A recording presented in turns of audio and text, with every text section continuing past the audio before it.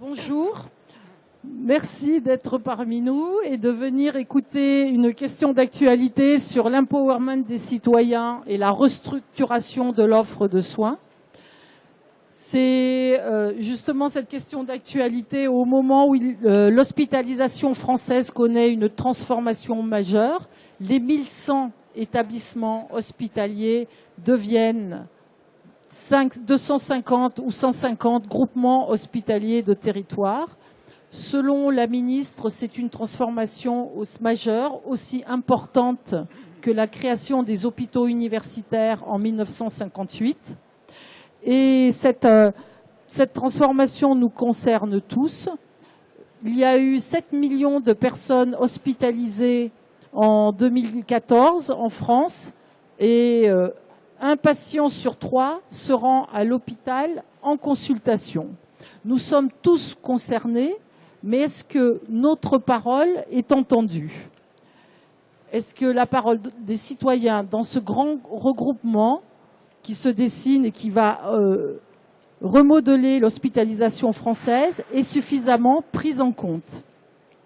Telle est la question que nous allons poser au cours de cette rencontre, organisée par la revue Territoire Santé. Et Territoire Santé a fait un tour de France des régions hospitalières et je les présente au fur et à mesure. Et Hélène Delmotte nous parlera de son expérience. Je passerai ensuite la parole à Jean-Michel Moll, qui est président de l'association de défense et de développement du centre hospitalier du Blanc, dans le 36 au sud de l'Indre, et également à Mélanie Heard, qui est déléguée générale de l'Institut pour la démocratie en santé et qui présentera sa mission dans le cadre de ce grand transformation de l'hospitalisation française. Pour ma part, je représente Valorem, le laboratoire de recherche en management de la faculté d'Orléans-Tours. Et je travaille sur la question d'empowerment. Et donc, qu'est-ce que l'empowerment? C'est un anglicisme qui caractérise le processus d'émancipation et d'autonomisation des groupes de citoyens. Et comment débute l'empowerment? Par un sentiment d'insatisfaction, de frustration par rapport au système en place. Alors, il se passe quelque chose, très simplement, quelqu'un, quelque part, fait part de son mécontentement, soit en discutant de bouche à oreille, soit à partir de son clavier sur les réseaux sociaux, et se regroupent autour de lui des gens qui souffrent de la même situation et qui vivent la même épreuve. Se constitue ainsi une communauté qui décide de ne pas subir cette situation, mais de s'unir pour agir. Et pas pour agir, je pèse mes mots actuellement, pour entraver, mais pour être force de proposition et pour faire avancer la situation et qu'on prenne en compte leurs demandes particulières.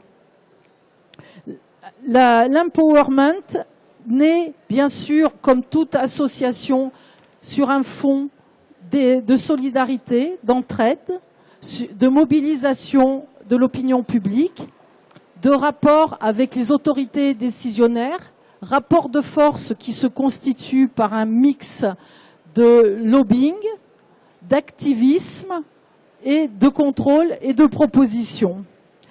L'empowerment implique aussi l'acquisition de compétences, et c'est en cela qu'il se distingue des autres actions d'association.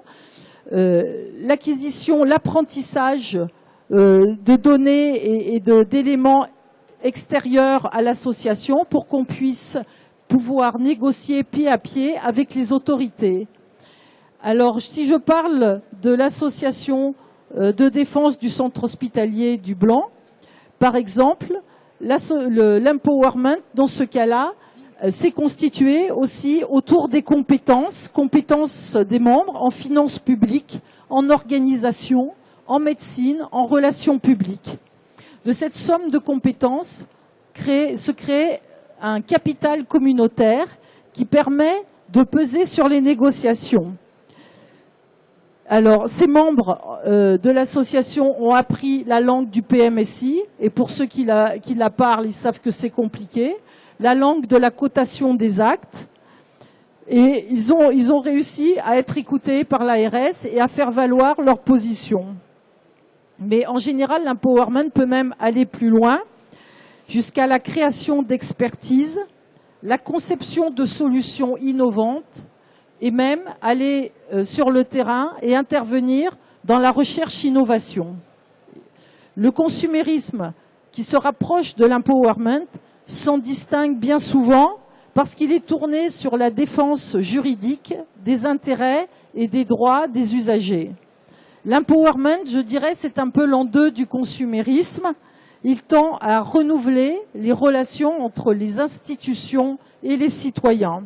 Il représente schématiquement à la fois le contre-pouvoir et l'opportunité et la dynamique de co-construction des projets au plus près de la demande des citoyens.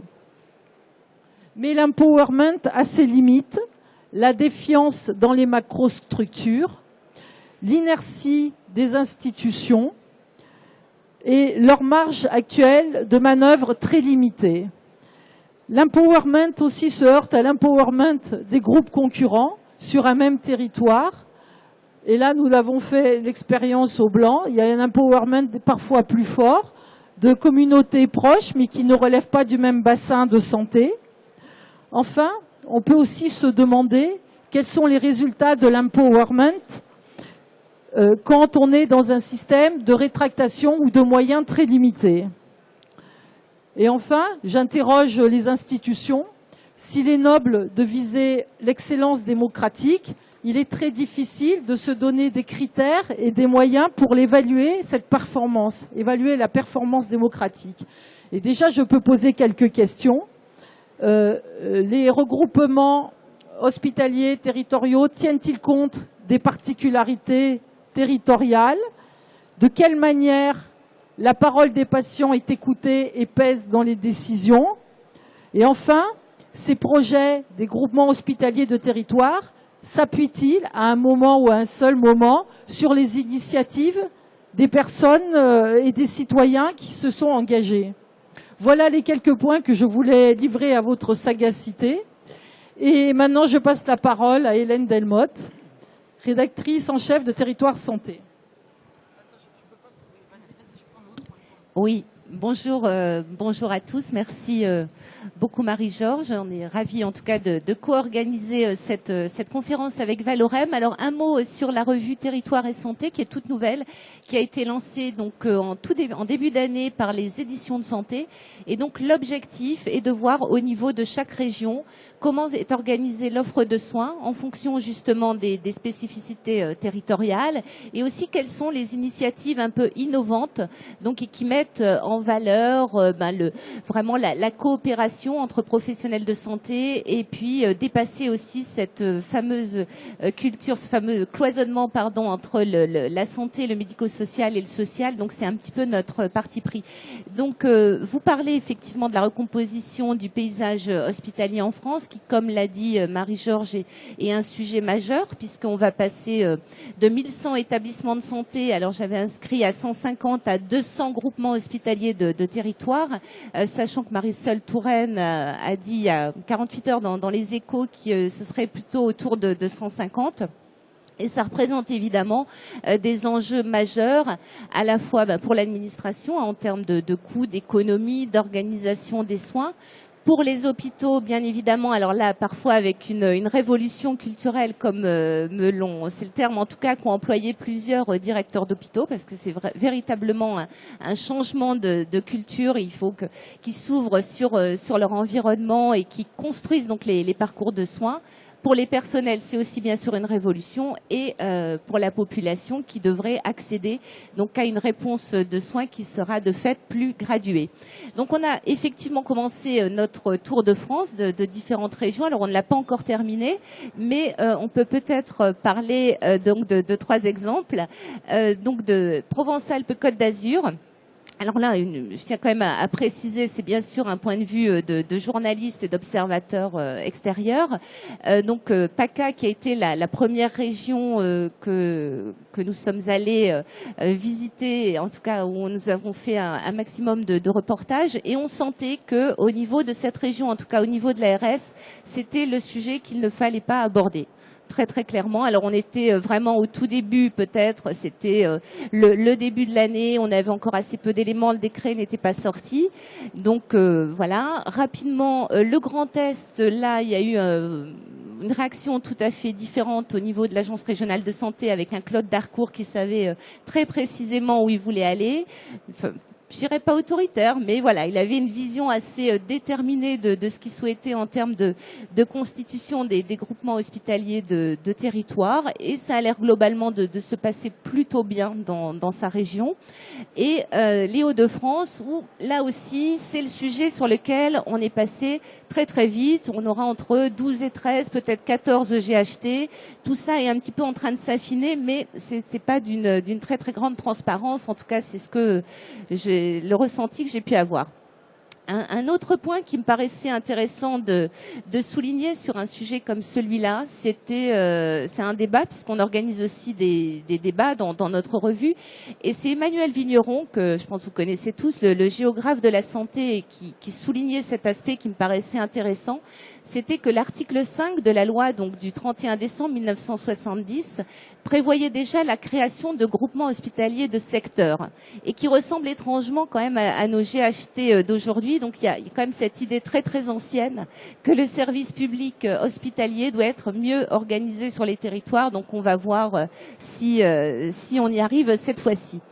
Alors rapidement, pour laisser du temps à la discussion, les plus, bien sûr, c'est qu'on va s'occuper de la population sur tout un territoire et non pas des seuls patients qui vont se présenter à la porte des hôpitaux, qu'on va avoir une réponse graduée avec les CHU qui seront donc des établissements d'excellence, établissements support, et que les équipes soignantes vont travailler sur un projet médical partagé, donc vraiment à partir des diagnostics du territoire. Mais il y a aussi beaucoup de points négatifs que vous avez dû lire ici ou là, et en tout cas qu'on a nous aussi beaucoup entendu au sein de la rédaction. C'est qu'on a un calendrier qui est quand même très contraint, que certains jugent trop contraint. C'est un petit peu été une réforme à marche forcée, puisqu'il faut que ces GHT soient opérationnels au mois de juillet, et que les associations d'usagers, elles n'ont pas réellement, en tout cas c'est le sentiment que nous en avons eu, elles n'ont pas réellement été associées à cette réforme ou au découpage des GHT. D'ailleurs, la dernière question de cette dia, qui découpe, c'est un puissant mystère. C'est un puissant mystère, c'est une formulation qui a été reprise par le CIS, le collectif interassociatif sur la santé, parce que c'est vrai que ni les patients, ni les usagers, ni les habitants n'ont réellement été associés à cette réforme. Et d'ailleurs, j'ai relu très attentivement la longue interview de Marisol Touraine dans Les Échos, et à aucun moment il n'est question de la population ou des patients ou des usagers. On a encore un secteur médico-social, donc grand âge, handicap, qui reste à la marge. Donc ça dépend un petit peu de la bonne volonté, là aussi, des ARS de les associer ou non. Et puis, on l'a vu aussi quand même un certain nombre d'élus, voire d'associations d'élus. Ça a été le cas de l'Association des maires de France, par la voix de François Barouin qui a demandé un rendez-vous. Ça a été le cas de l'APVF, l'Association des petites villes de France, donc qui ont estimé que les élus avaient été insuffisamment aussi associés à cette réforme, et n'étaient pas forcément non plus dans les instances qui allaient suivre la mise en place et la mise en œuvre des groupements hospitaliers de territoire. Voilà. Merci Hélène. Je vais passer la parole à celui qui a expérimenté dans sa chair le regroupement territorial et un peu forcé au centre hospitalier du Blanc dans le sud de l'Indre, que vous voyez sur la carte. Jean-Michel Moll. Vas-y. C'est en haut. Tu mets en haut. Voilà, c'est... Ouais. Bonjour. Oui, donc la problématique GHT est celle d'aujourd'hui pour nous. Mais alors nous avons un parcours, disons, initiatique qui remonte pratiquement à 2011, puisque en ce qui concerne alors l'hôpital du Blanc, situé aux confins de la région centre et de l'ancienne région Poitou-Charentes, permet à nombreuses patientes d'avoir un service de maternité de niveau 1 à moins de 40 minutes de chez elles. Alors devant un déficit récurrent accentué en 2010 par l'arrivée de la T2A, qui doit représenter 45% à peu près de nos recettes, si vous voulez, l'incidence de nos recettes, l'ARS annonce en novembre 2011 son intention de limiter l'activité chirurgicale à la simple activité ambulatoire. Alors, ce qui provoque immédiatement un problème, bien sûr, en ce qui concerne la maternité, puisque n'ayant plus la permanence chirurgicale, bien sûr, la maternité deviendrait de facto un centre de périnatalité. Alors, la réaction des élus locaux et de la population sont immédiates. Le 10 novembre, conférence de presse du député Jean-Paul Chandier, d'Alain Pasquier, qui était conseiller général et président de la communauté de communes, d'Annick Gombert, qui est conseillère régionale et qui dénonce tous ensemble ce projet et surtout la méthode. Le 19 novembre, 800 personnes se retrouvent lors d'une première réunion publique. Le 21 novembre, le comité de défense du centre hospitalier du Blanc est créé. Il est à noter, et ça j'insiste, pour moi c'est remarquable, que ce comité est constitué d'élus et de citoyens de toute sensibilité politique confondue. On titre 388 jours de combat, c'est à peu près le temps pendant lequel on a travaillé, qui a fait d'ailleurs l'objet d'un film qui retrace cette histoire. Et donc, le 2 novembre, 6000 personnes se rassemblent au Blanc. C'est une ville de sous-préfecture, 7000 habitants. Il y avait 6000 personnes dans la rue qui venaient de toute la région. Le 30 novembre, l'ARS débloque en urgence 2,6 millions d'euros pour couvrir le déficit de l'année 2011. Malgré cela, les actions se multiplient, car nous souhaitions bien sûr avoir une certaine garantie d'avenir. Nous souhaitions bien sûr obtenir une réponse pérenne. Le 22 février 2012, le ministre Xavier Bertrand reçoit les 3 députés de l'Indre et annonce un moratoire jusqu'à la fin de l'année. Le comité, lui, qui s'était mis en phase de réflexion depuis plusieurs semaines, se nonce, comme l'évoquait tout à l'heure Marie-Georges Fenn, dans l'étude du PMSI. Et le comité découvre que, faute d'offres suffisantes, le taux de fuite des activités en chirurgie est très important, beaucoup trop important. Donc le comité se lance dans une stratégie de contre-proposition axée sur 2 points essentiels, qui est d'abord une vision du bassin de santé différente de celle de la simple ARS de la région centre, puisqu'on considère que la vision doit se faire aussi avec la population qui fait partie de la région Poitou-Charentes. Donc on dit, voilà, ce bassin de santé doit être élargi. Ensuite, autre proposition du comité de défense, dans la réflexion de l'ARS, c'est de dire que le problème du déficit ne doit pas être résolu non seulement en faisant des économies, mais il doit être aussi résolu en développant l'activité. Et ça, voilà, c'était une réflexion un peu nouvelle pour eux. Le 30 novembre 2012, l'ARS Centre publie un communiqué validé par la ministre Marisol Touraine. Alors ce communiqué reprend 4 points qui pour nous étaient essentiels. L'hôpital du Blanc correspond et doit correspondre aux besoins de santé de ce bassin de vie. C'est plus un bassin de santé, c'est un bassin de vie. Une dotation financière de 3 millions d'euros permet de continuer l'activité. La maternité de niveau 1 poursuivra ses activités. La chirurgie ambulatoire sera développée et la chirurgie de semaine sera maintenue. Les recrutements nécessaires seront entrepris. Alors à ce sujet-là, il y a le principe d'une FMIH qui a été constitué avec justement le soutien de la région Poitou-Charentes et du CHU de Poitiers. Dans le cadre de la direction commune, entre le centre hospitalier de Châteauroux et celui du Blanc, les coopérations avec tous les hôpitaux proches, notamment le CHU de Poitiers et le centre hospitalier de Montmorillon, seront renforcés. Un projet médical territorial et un plan de retour à l'équilibre dont le comité est l'un des rédacteurs sont établis et adoptés fin 2013. Alors vous voyez, dans la réflexion, on était un petit peu, bon je pense pas que la ministre soit inspirée de nous, mais on était un peu les pionniers du GHT et de la collaboration entre les établissements. En ce qui concerne le projet médical territorial, il faut savoir qu'on s'est impliqué dedans d'une façon assez étonnante parce que nous avions quelques praticiens dans l'équipe, mais pas suffisamment, et pas ceux de l'hôpital. Donc il a fallu travailler sans ce monde-là sur un projet médical territorial. Et en ce qui concerne le plan de retour à l'équilibre, bien sûr, alors là, il a été parfaitement exécuté dans sa phase économie. C'est toujours une chose qu'on arrive, disons, à savoir faire. Résultat des courses, mutualisation de services, etc., réorganisation. 30 emplois de moins sur plus de 400 emplois, c'est un problème. Et puis, malheureusement, un échec, la partie développement de l'activité, donc des nouvelles recettes. Voilà.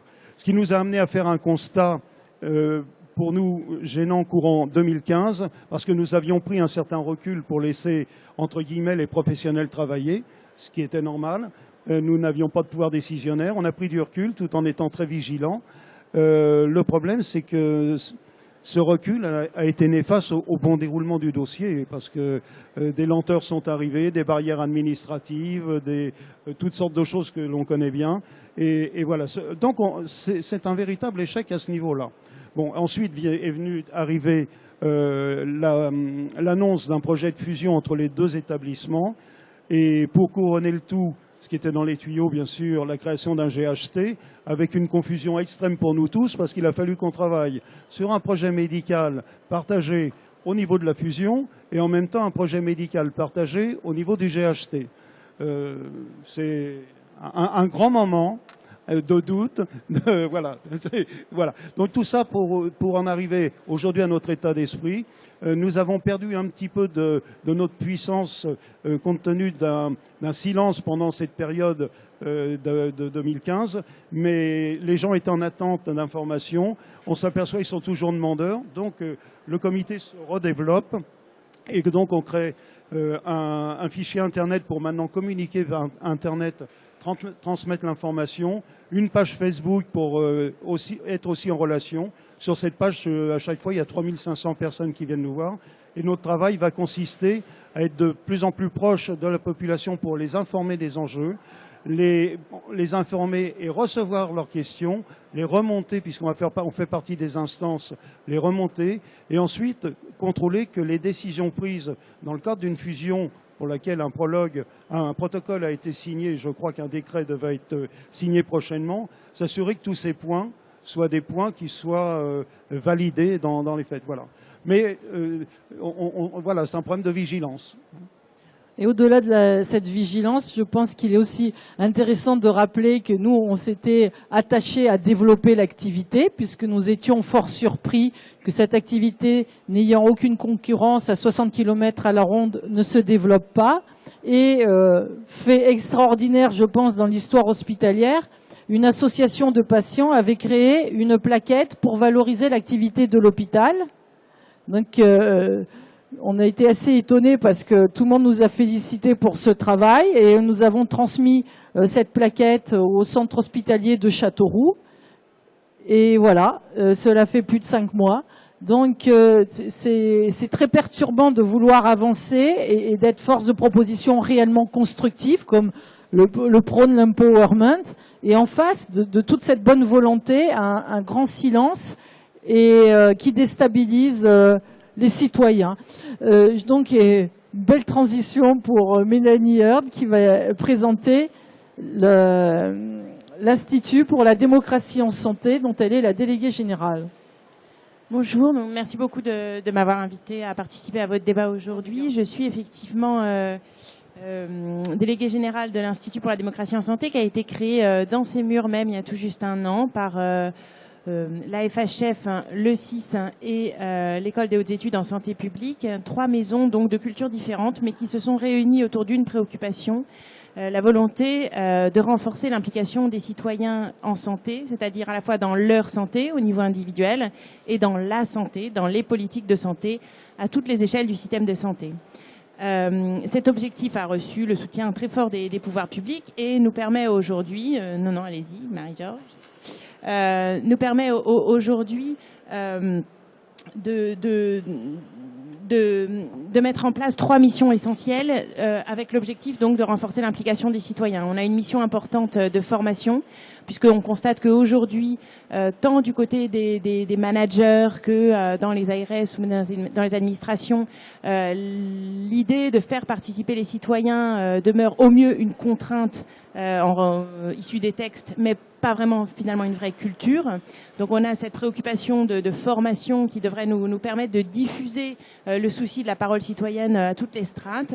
On a une mission aussi importante de centre de ressources. C'est une chose sur laquelle j'insiste toujours beaucoup. La démocratie en santé, c'est d'abord et avant tout la volonté de faire remonter les initiatives qui sur le terrain font vivre un état d'esprit, une culture en faveur des citoyens, en faveur des usagers.